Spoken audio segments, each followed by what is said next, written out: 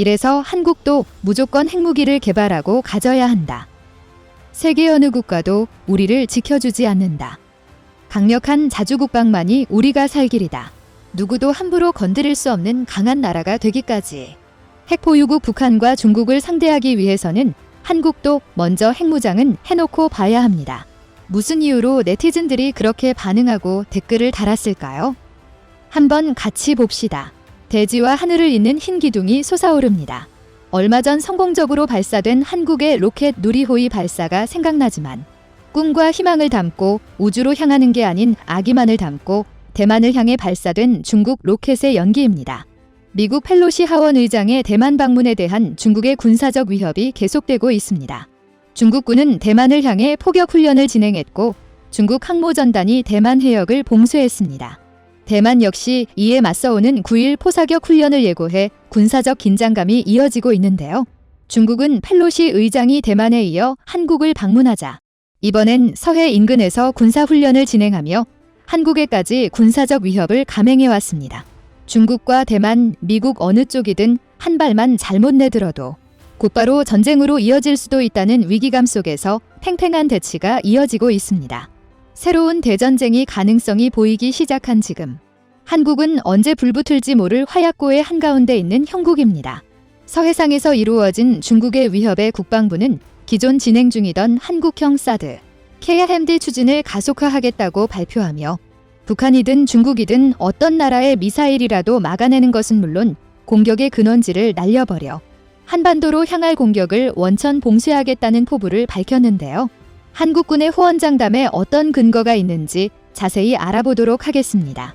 과거 한국은 북한의 미사일 위협에 맞서 중국의 반대에도 불구하고 사드를 설치했었습니다.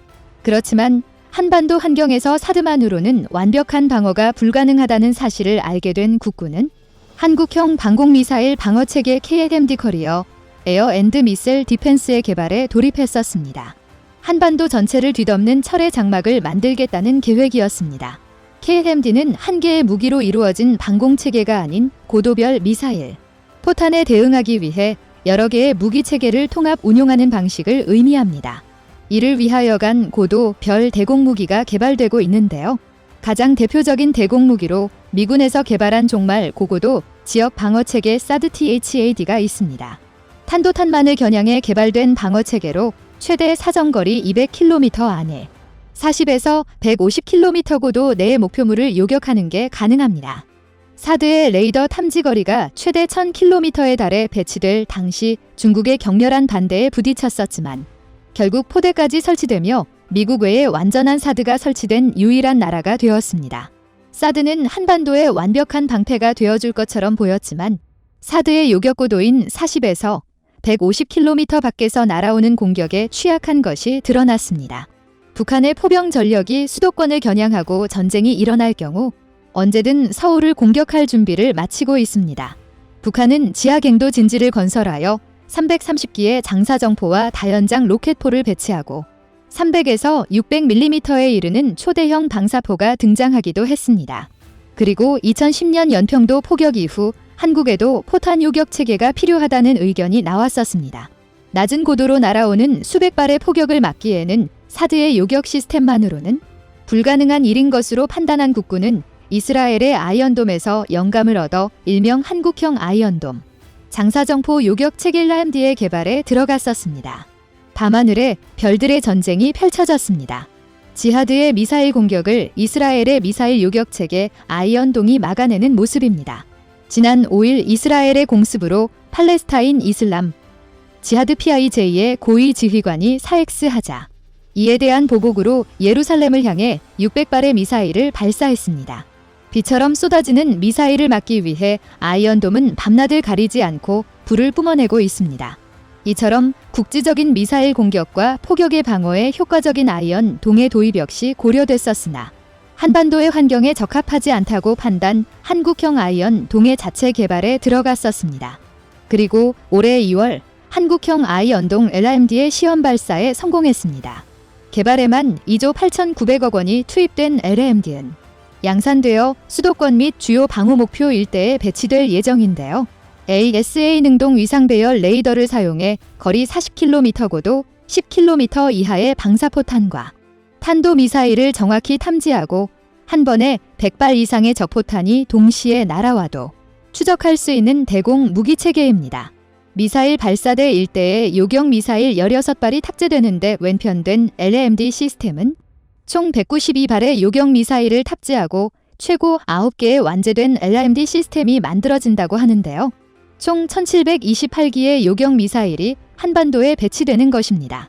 현재 LAMD에 탑재될 해군 함대공 미사일의 한 발당 가격은 10억 원이지만 개발사인 LIGNX1에서는 3D 프린터 기술 등의 도입을 통해 가격을 현재의 절반으로 낮추어 대량 양산할 계획이라고 합니다. LAMD는 2035년 완성을 목표로 하고 있었지만 국방과학연구소는 6년 앞당긴 2029년까지 개발 완료하겠다고 밝혔습니다.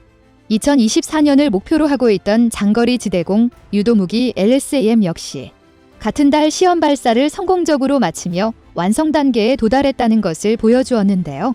다기능 레이더 1대 교전통제소 1대 대탄도탄 유도탄 발사대 2대 대항공기 유도탄 발사대 2대로 구성되어 탄도탄과 항공기 모두에 대응할 수 있는 대공무기입니다.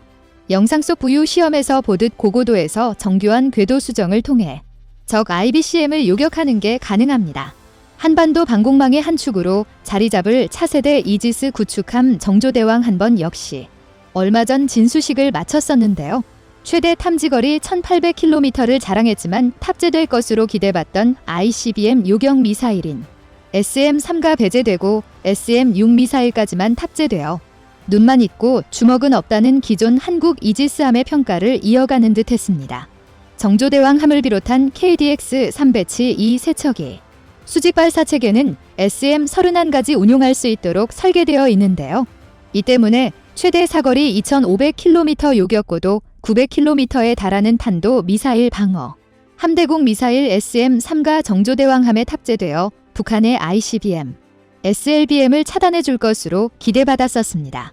지난 8월 1일 열린 국방위원회에서 SM-3를 왜 배제했느냐는 한기호 의원의 질문에 이종섭 국방부 장관은 합참에서는 소요산으로는 아주 필요하다 판단했을 것이나 이지스함의 작전 개념과 한반도에서 탄도탄 지상 방어를 위한 SM-3의 운용이 반드시 일치하지 않는다.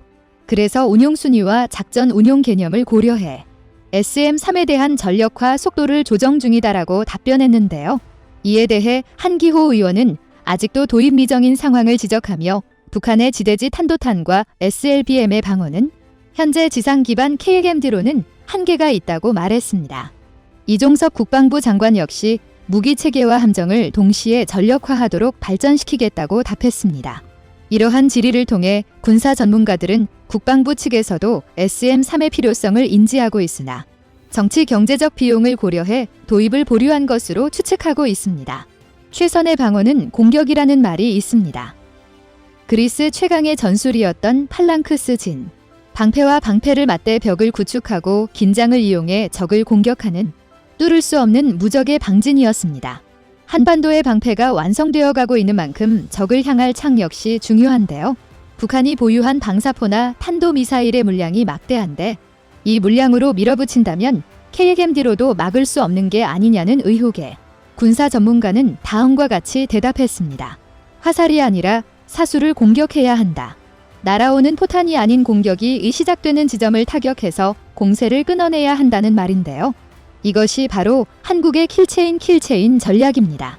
적의 공격을 적극적으로 추적 선제 타격해서 아예 공격도 하지 못하게 만드는 방어 전략이죠.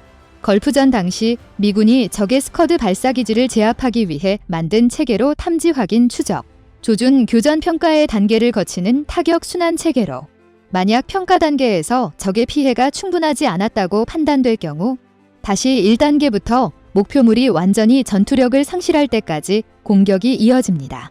만일 한반도 전쟁이 일어날 경우 미군의 킬체인이 발동되며 3시간 이내에 다음과 같은 북한으로 투사하기로 계획되어 있습니다. 사실상 3시간 이내로 전쟁을 끝내는 것이 목표인 계획이죠. 기존 한국의 킬체인 전략은 미군에 전적으로 의존해 왔었지만 몇 차례 북한의 군사적 도발 이후 한국의 독자적인 킬체인 전략이 필요하다는 의견이 높아지며 한국형 킬체인이 개발되기 시작했습니다.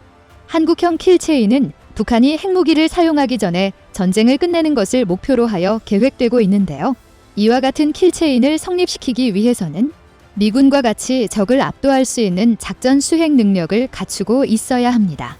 6주요 전력을 총동원한 일제 타격으로 30분 이내로 주요 목표물을 제압할 수 있도록 구축 중이며 완성될 계획입니다. 모순. 최강의 방패와 최강의 창을 부딪히면 누가 이기냐는 오래된 고사성어이죠. 모순의 대결은 현대에도 계속되고 있는데요. 현대전에서 이기기 위해선 최강의 창뿐만 아니라 최강의 방패도 가지고 있어야 할 것입니다. 굳건해진 방어로 적의 위협에도 흔들리질 않을 강군의 탄생을 기대해봅니다. 다음은 관객들의 댓글입니다. 솔직히 우리나라가 지금보다 더욱 강력한 나라가 될 수도 있는데 가장 걸림돌이 정치인들이다. 전 세계가 한국이 선진국이라고 하는데 정치만큼은 아주 후진국 정치밖에 못한다. SM-3는 아직 미국이 매년 시험 발사를 하지만 실패도 가끔 한다. 그럼에도 반드시 가져야 한다. 현재 200억짜리가 두 종류로 되어 있고 앞으로는 더 많은 업이 이루어지겠지만 SM-3의 요격 능력과 사거리는 지구 최강이다. 날라오는 탄도탄을 정면에서 직격할 수 있지만 발사된 탄도탄을 탐지하고 쫓아가서 옆에서 조질 수 있고 심지어는 발사 후 우주 진입 전에도 때릴 수 있다. 담 이지스함에는 반드시 수용하기를 기대해본다. SM-3의 즉시 도입을 반대하는 자들은 내부의 적이 아닌가 의심해봐야 합니다. 적을 이롭게 하는 자, 적이 강하게 도와주는 자, 국민의 생명을 지키는데 돈 타령은 적을 도와주는 자들이 할 일. 여기 이상한 사람들 많네. 중국을 선제 타격하면 중국은 가만히 있냐? 핵 한 방이면 한반도는 끝이야. 70년 동안 쌓아올린 한강의 기적은 앞으로 불가능해. 전쟁이 없도록 외교를 잘 해야지. 첨단 무기 많으면 뭐하냐, 서로 죽는데? 이제 북한을 넘어서 중국에 적극 대항을 할 최첨단 무기들을 계속 개발해야 한다. 중국의 항모를 한 방에 침몰시킬 무기와 중국의 핵무기나 시설을 원점 타격할 극초음속 무기들을 만들어서 언제든 단추를 누를 수 있도록 해야 한다. 좋으셨다면 구독과 좋아요 부탁드립니다.